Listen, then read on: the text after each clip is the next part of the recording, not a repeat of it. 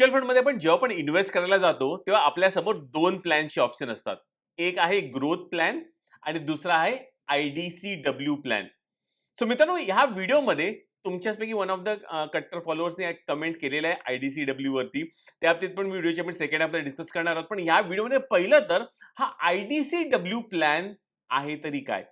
ह्याच्यामधला जो इन्कम जो डिस्ट्रिब्यूट पण होतो, तो कसा डिस्ट्रिब्यूट कुठून येतो डिस्ट्रिब्यूट करण्यासाठी? ओके.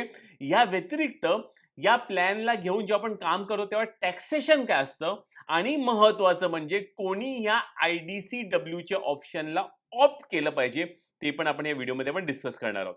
सो व्हिडिओमधली ही इन्फॉर्मेशन जर तुम्हाला कुठेही आवडत असेल, फायदेशीर ठरत असेल तर लाजू नका, व्हिडिओला आत्ताच लाईक द्या. जास्तीत जास्त मराठी माणसांपर्यंत आपल्या चॅनल पोहोचण्यात त्याच्यामुळे मदत होते. माझं इंट्रोडक्शन करून घेतो. जय हिंद, जय महाराष्ट्र मित्रांनो. मी आहे महेश पाटील, शेअर मार्केटमधले ट्रेडर आणि एक म्युच्युअल फंड इन्व्हेस्टर. जर तुम्हाला शेअर मार्केट माझ्याकडे शिकायचं असेल तर नक्की माझा दुसरा चॅनल पण आहे, तो तुम्ही जॉइन करू शकतात.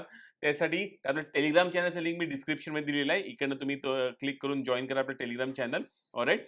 पण या व्यतिरिक्त महत्त्वाचं म्हणजे सिन्स तुम्ही इथे म्युच्युअल फंडसाठी आलेला आहात, जर तुम्हाला म्युच्युअल फंडची जर्नी तुम्हाला सुरू करायची असेल किंवा सुरू केलेली आहे पण पाहिजे तसं अपेक्षेप्रमाणे गाईडन्स मिळत नसेल, तर महेश पाटील तुमच्यावरती डायरेक्टली तुमच्यावरती वन ऑन वन बेसिसवरती काम करायला रेडी आहे. सो मी आणि माझी टीम तुमच्याबरोबर कंटिन्युअसली येणारे 20 ते 30 वर्ष काम करण्यास रेडी आहोत. इंटरेस्टेड असाल, लिंक डिस्क्रिप्शनमध्ये दिलेली आहे. या लिंकवरनं क्लिक करून येईल तो फॉर्म भरून घ्या, सबमिट करा. माझी टीम तुम्हाला कॉन्टॅक्ट करून एक्सप्लेन करेल कशी ही जर्नी मी तुमच्याबरोबर करायला रेडी आहे फॉर नेक्स्ट 30 वर्षासाठी. तर चला व्हिडिओची सुरुवात करूया. सो पहिली गोष्ट तर आपण हे समजून घ्यावी की आय-डी-सी-डब्ल्यू प्लॅन, या प्लॅनचं महत्वाचं म्हणजे हे याचं फुल फॉर्म काय? फुल फॉर्म मध्ये गेलो तर ह्याचा I for income, D for distribution, capital, withdrawal. Okay. So income distribution come capital withdrawal plan आहे. ऑलराईट. इन्कम डिस्ट्रीब्युशन म्हणजे इन्कम पण आणि कॅपिटल पण डिस्ट्रीब्युशन कम विथड्रॉल प्लॅन आहे, हा लक्षात ठेवा. हे का महत्वाचं नाव आहे हे तुम्हाला कळेलच. सो हे फुल फॉर्म आहे इन्कम डिस्ट्रीब्युशन कम कॅपिटल विथड्रॉल प्लॅन, ह्याला आपण म्हणतो. आता इन्कम ह्या आय-डी-सी-डब्ल्यू प्लॅन मध्ये पहिली गोष्ट तर आपल्याला हे आपण बघून घेऊया की हा काय डिव्हिडंड प्लॅन आहे का? बरेच लोकांना वाटतं हा डिव्हिडंड प्लॅन आहे की बाबा शेअर मार्केटमधले जे पण शेअर्स डिव्हिडंड देतात त्याचे डिव्हिडंड पास ऑन करतात, असं नाहीये. सो आता ह्यांच्याकडनं पैसा येतो कुठून? आपल्याला डिस्ट्रीब्यूट करण्याच्या हिशोबाने. ओके. पण त्याच्यावरती जायच्या आधी लक्षात ठेवा, आय-डी-सी-डब्ल्यू प्लॅन डिस्ट्रीब्यूट इन्कम कधी करतात? त्यासाठी पण काही आय-डी-सी-डब्ल्यू प्लॅन्स मंथली पण करतात डिस्ट्रीब्यूट. काही आय-डी-सी-डब्ल्यू प्लॅन क्वार्टरली करतात आणि काही इयरली पण करतात. सो डिपेंड तुम्ही कुठला प्लॅन घेतात, ऑन दॅट बेसिस वरती तुम्हाला monthly, quarterly, yearly kind of distribution मिळू शकतं. ओके. परत हे काइंड ऑफ असं म्हणजे मंथली एफ-डी सारखं असं काही नसतं. जेव्हा पण फंडला वाटतंय त्याप्रमाणे ते करतो. त्यासाठी जर आपण आय-डी-सी-डब्ल्यू तुम्ही सिलेक्ट कराल तुमचा प्लॅन जेव्हा पण करायचं असेल, तर मेक शुअर करा ते फंडची हिस्टॉरिकल डेटा काय, ट्रॅक रेकॉर्ड काय आहे की कंटिन्युअसली किती डिस्ट्रीब्यूट करतोय. ऑन दॅट बेसिस तुम्ही पुढे जाऊन तुम्ही चेक करू शकता. All right. So frequency monthly, quarterly, yearly या प्लॅनची असू शकते. डिस्ट्रीब्युशन तर झालं. मग आता पैसा येणार कुठून? ऑफकोर्स हे ते डिस्ट्रीब्युशन करताना हे डिव्हिडंड पण डिस्ट्रीब्यूट करू शकतात, प्लस आपल्या एन-ए-व्ही मधला किंवा आपल्या कॅपिटल मधला पैसा पण ते परत आपल्याला परतफेड म्हणून देऊ शकतात. ओके. कारण लेट्स से आपण अज्युम करा एक फंड घेतलाय ₹100. त्या फंडची व्हॅल्यू वाढली 120 ला गेली. ऑलराईट. ते 120 मधले मे बी ₹1 आपल्याला परत ॲज अ डिस्ट्रीब्युशन आपल्या कॅपिटलमध्ये विथड्रॉ करून पण देतील. सो ह्याच्यामध्ये प्युअर डिव्हिडंड डिस्ट्रीब्युशन आहे असं नाही. ह्याच्यामध्ये डिव्हिडंड प्लस कॅपिटल हे दोन्ही पण असतं. डिस्ट्रीब्युशन कम कॅपिटल विथड्रॉल हे दोन्ही असतं. सो त्यामुळे हे गैरसमज पाळू नका की प्युअर डिव्हिडंड आपल्याला मिळतो. नाही, आपल्या कॅपिटल मधला पण पैसा हे लोक परत देतात. कारण काही लोकांना त्याप्रमाणे कॅश फ्लो परत पाहिजे असतो. ओके. सो हे आपल्याला कळलंय आता की आपल्याला इन्कम पण हे फंड्स कुठून देतात. आता ह्याच्यावरती एन-ई-व्ही वरती परिणाम होतो का? ऑफकोर्स. सो आय-डी-सी-डब्ल्यू जाहीर झाल्यावरती फंडचा एन-ई-व्ही कमी होतो. कारण काय फंड पे आउट करतो ना तुम्हाला, आपल्या अकाउंटमध्ये, आपल्या बँक अकाउंटमध्ये पैसा येतो. सो त्याप्रमाणे आय-डी-सी-डब्ल्यू प्लॅनचा एन-ई-व्ही पण त्याप्रमाणे तेवढ्या अमाउंटने जेवढं पण डिक्लेअर केलंय त्याप्रमाणे रिसेट होतो. ओके. फर्दर आता आता हा महत्वाचा गोष्ट म्हणजे आपला टॅक्स. हा खूप महत्वाचा पार्ट आहे. टॅक्सेबल, हा टॅक्स लागतो तरी कसा लागतो? ह्या टॅक्स आपल्याला लागण्यासाठी आयडीसीडब्ल्यू आपल्या स्लॅब प्रमाणे लागतो. लक्षात ठेवा, ह्याच्यामध्ये कॅपिटल गेन्स नाहीये. आपले जसे आपण नॉर्मल जर आपण ग्रोथ म्युच्युअल फंड घेतलं, त्याच्यामध्ये लॉंग टर्म कॅपिटल गेन्स असतो, शॉर्ट टर्म कॅपिटल गेन्स असतो. पण आयडीसीडब्ल्यू मध्ये जेव्हा पण तुम्ही विथड्रॉल कराल, त्याला स्लॅब, तुमचा इन्कम टॅक्स स्लॅब जसा आहे त्याप्रमाणे तुम्हाला त्या प्लॅन मधनं विथड्रॉल मध्ये मिळाल्यावरती त्या स्लॅब, तुमच्या स्लॅब प्रमाणे तुम्हाला टॅक्सेबल हे गोष्टी लागतात. सो आता हे एक उदाहरण, की लेट्स से तुमचा ॲज ऑफ नाऊ इन्कम 0 आहे, तुम्ही रिटायर्ड आहात. ओके, आणि सध्या आपल्याकडे इंडियामध्ये 12 लाख पर्यंत टॅक्स फ्री आहे. So in other words, up to 12 lakh रुपये विड्रॉल, अज्युम करा की आपल्याकडे दुसरा काही पण इन्कम नाहीये, तर 12 लाख रुपयापर्यंत टॅक्स फ्री आपला सगळं होऊन जातं इन्कम. ओके, सो हे एक बेनिफिट आहे. टॅक्स स्लॅबच्या हिशोबाने जर आपण बघायला गेलो तर हे एक बेनिफिट आहे जे आयडीसीडब्ल्यू आपल्याला करून देतं. ओके, आता महत्वाचं म्हणजे ह्याच्यामध्ये फर्दर आपल्याला बघायचं आहे की आयडब्ल्यूसी कोणासाठी योग्य आहे ते खूप महत्वाचं आहे, राईट? ऑलराईट. सो पहिली गोष्ट लक्षात ठेवा, जेव्हा आपण पोर्टफोलिओ क्रिएट करत असतो, रिटायरमेंटचा आपण पोर्टफोलिओ क्रिएट करत असतो, आपला जो पण गोल असेल, गोल बेस्ड जो पण पोर्टफोलिओ क्रिएट करत असतो, त्या गोल बेस्ड पोर्टफोलिओ मध्ये क्रिएट करत असताना आपल्याला पैशाची गरज नसते. ऑलराईट. सो तेव्हा आपण ग्रोथ प्लॅन सिलेक्ट करायचा, बाय डिफॉल्ट ग्रोथ प्लॅनच सिलेक्ट करायचा, कारण ग्रोथ मध्ये जो पण पैसा येतोय, डिव्हिडंड येऊन दे किंवा कॅपिटल अप्रिशिएशन होऊ दे, ते कंटिन्युअसली कंपाऊंडिंग होत होत आपला फंड आपला वेगाने वाढत असतो.